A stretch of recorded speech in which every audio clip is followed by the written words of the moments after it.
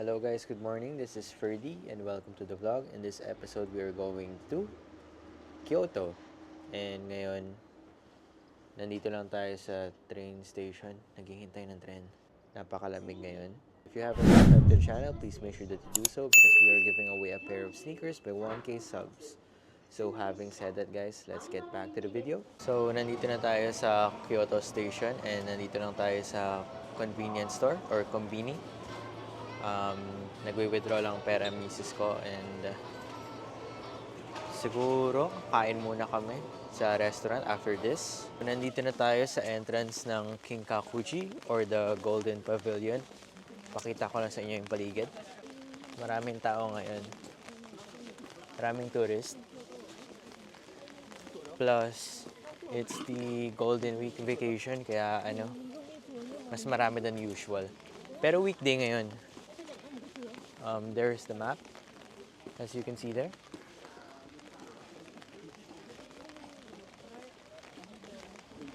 So they have a tour guide, I think. Here is the admission fee. Ayan. Kinkakuji admission fee. 500 yen or gahak yen. 300 for ages 7 to 15 in children.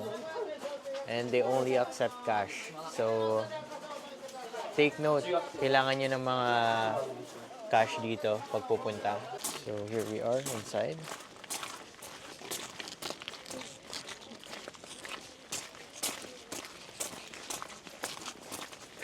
There you go guys, that's the Golden Pavilion as you can see, or Kinkakuji. Ang ganda.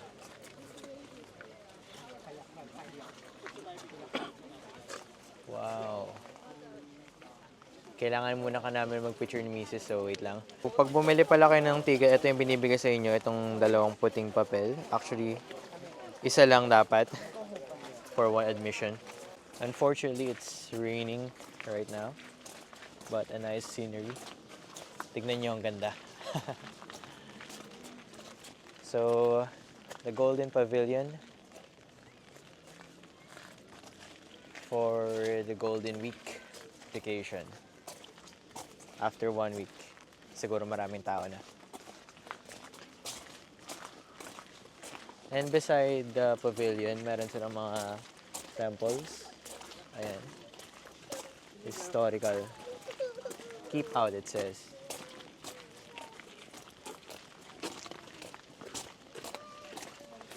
Ganda, guys.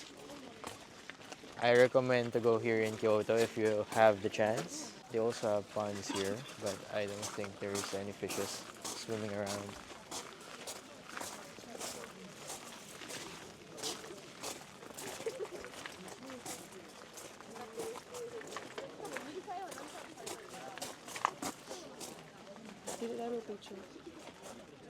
So there you go. Maganda guys. Ito naman yung likod ng Kinkakuji. Bawal tayong pumasok, so this is the closest that we can get. Wow. Ang ganda guys, oh. So this is my first time in Kyoto. Dati kasi dun tayo sa Osaka and Tokyo. Of course, Nagoya, since we're living in Nagoya. But wow. Hindi pa ako nakakakita ng ganito. Next natin is upstairs. Dito naman sa taas wala nang temple pero may magandang pond dito. Ayan, meron palang spot dun sa gitna. Hindi ko alam kung sino or ano yung nakalagay doon. Pero isa siya sa mga pwede nyo makita dito sa pagpasok sa Golden Pavilion. I mean dito sa site na to. This is another spot to take pictures. Yung rooftops. Ayan, may nakaharang. Dito tayo sa side na to. So, ito yung rooftops. Marami rin pictures dito. So, you have to fall in line, I suppose. So, akit panaog tayo dito, guys. Ay.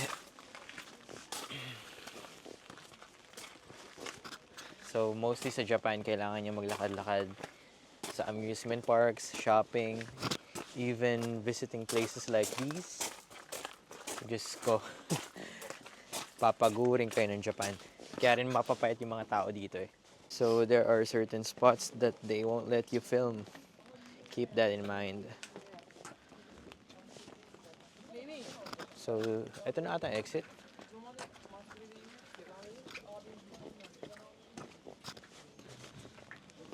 So, I think this is the exit, guys.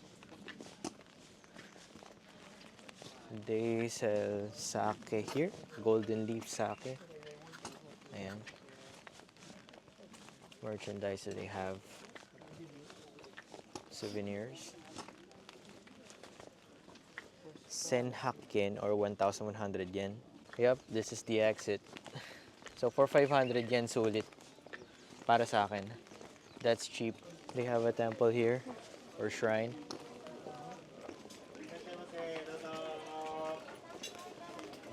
So that's it. We have to leave our umbrella here. So that's what you can get inside.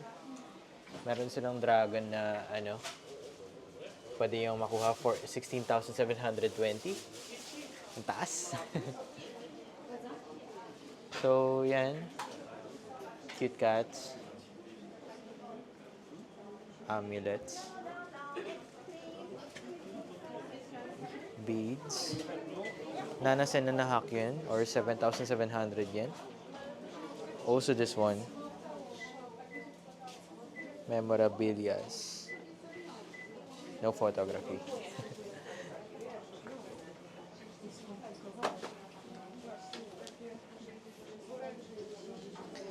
So, I don't see any English books in my location, pero dito, they have an abundance of it. So, you see? They are unfair. Pag famous places, they have English books. In Nagoya, they don't. They have dango.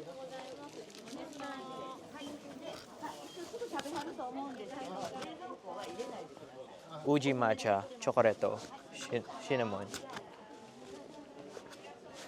Ice cream, of course. So we have to get our umbrella. So that's it. 1,300 yen. Sen Sambiak yen. Miyako Kuju yen. What's this? Yatsuhashi. Hi. Yatsuhashi for the osusume onegaishimasu. Cinnamon. Futatsu kore. Hi. Hi. So we just ordered yatsuhashi. Ito siya in the plastic. So meron pa dong mga bawal photography, so I'm so sorry guys, I cannot show you the other things. So I think ang yatsuhashi originally sa Kyoto siya. That's why marami ditong nagbebenta ng yatsuhashi. Hindi ako sure kung ano yung yatsuhashi actually. We can search for it, guys. Pero kailangan namin kumain ng proper meal after this. Ito na ang end. So, they have mochis here.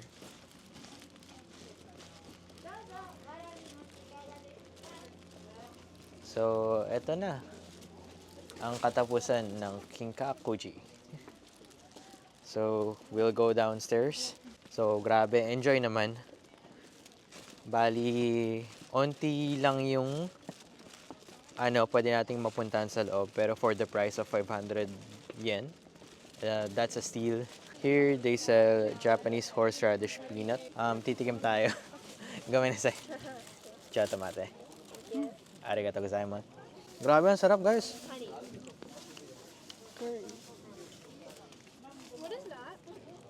Arigatou gozaimasu. Can I have cashew? Now, what is that one? Cashew's so good. Wait, what is that one? Chili pepper. I like that one, guys, though. Mom. So, what yung gusto ko lang, oh? No. Can I try this one? Cashew. Okay yung cashew, pero para sa akin, siguro yung ito. Kasi may parang spiciness siya. Ito. Hindi pa magaling to? Tingnan ko, sarap. Chili pepper. Osusume or recommendation. What's this one again? Chili pepper. So this is chili pepper, guys. Binibenta nila sa labas ng Kinkakuji. Puro cashew. Cashew. Ayan. Bumili si Mrs. Ang sarap, no? Ito yung pinakauna natin na tikman. Yung horseradish ba ito? Wasabi peanuts. So, wasabi peanuts pala yun. May tinge of spiciness. Pag kinain nyo. They said that this is chocolate. Sarap. Reminds me of Filipino food. Mix ba to? Filipino snack rather. May mix pala sila eh. Ayun na lang, mix. Hindi, bigay ko lang. Hindi, gusto ko na mix. Mix na lang sa akin. They have a assorted pack. Ayan, guys. So, as I've said, they only take cash. They don't have PayPay or kung ano mang ano. Hi. Arigatou gozaimasu.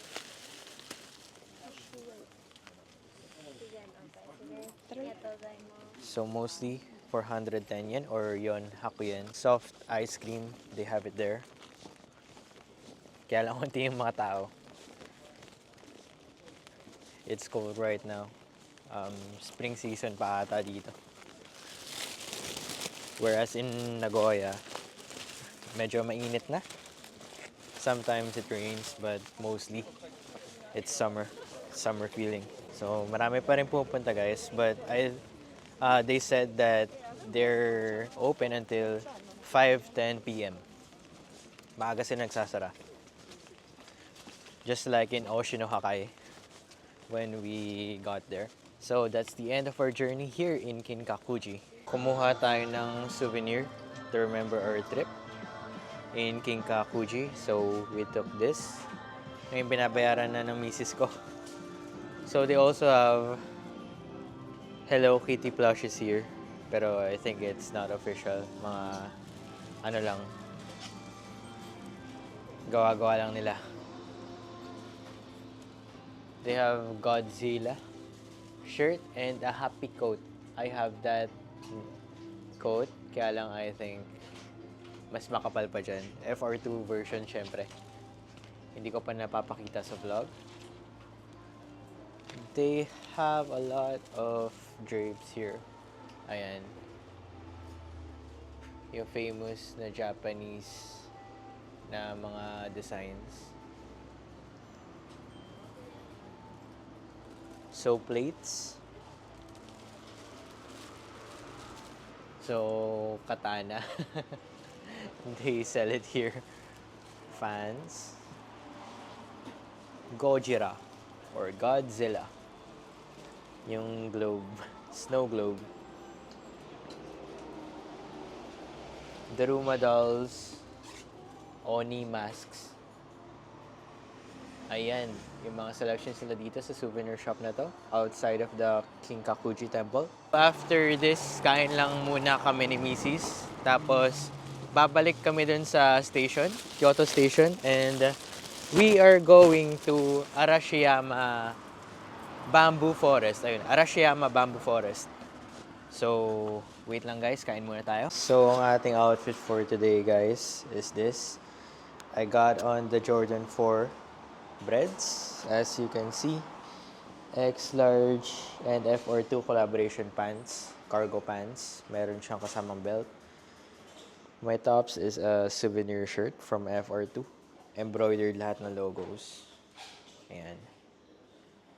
I don't have a cap. And I also have the Supreme bag. So, that's it, guys. Ngayon, I ordered a coffee. Kasi kulang ang tulog ko from yesterday. Medyo, bangag pa ako ngayon. Parang 3 hours lang ata yung tulog ko, guys. Pagka-hook sa Nagoya, uwi sa bahay, ligo, tulog, gising, ligo ulit. Tapos, tulog sa tren. And, ayun, para paglakbay tayo kahit papaano. Since 1 week lang ang Yasumi namin. Yasumi is vacation.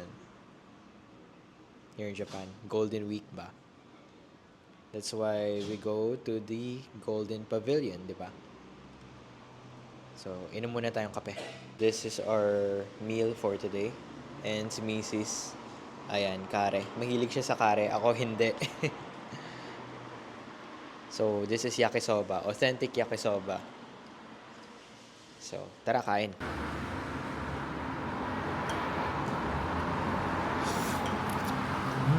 Oh.